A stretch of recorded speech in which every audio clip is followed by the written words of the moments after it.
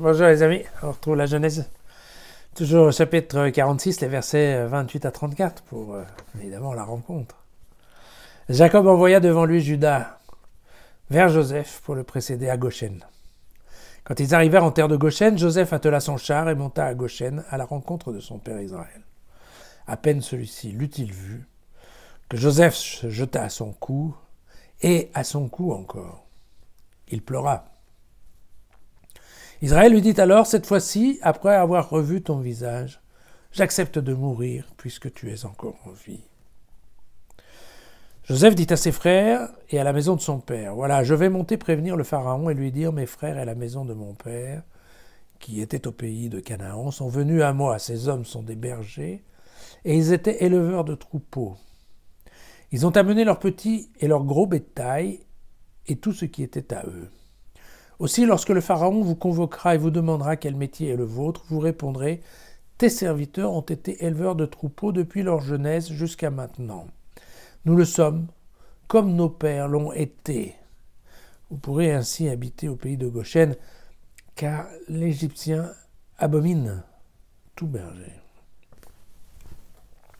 Un peu bizarre ce truc des Égyptiens qui n'aiment pas les bergers, mais bon. C'est vrai que normalement, les Égyptiens, ils étaient plutôt des cultivateurs que des bergers, ils avaient la chance d'avoir la flotte du Nil. D'accord.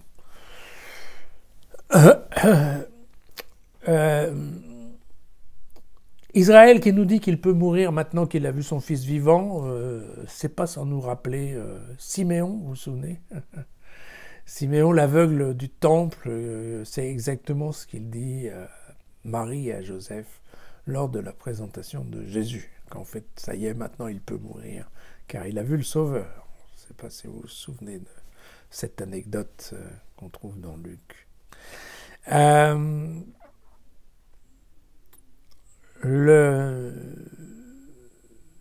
On retombe sur cette histoire de Joseph puissant, mais quand même à la fin c'est le Pharaon qui décide.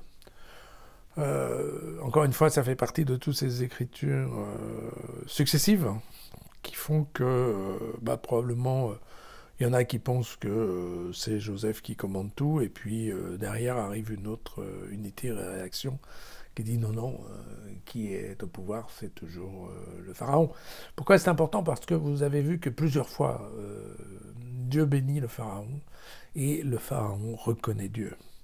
Donc, dans certaines versions, il est important d'insister sur le pouvoir effectif de Pharaon, parce que sinon, ça n'a pas d'importance, cette histoire de Dieu hors des frontières. Voilà l'idée.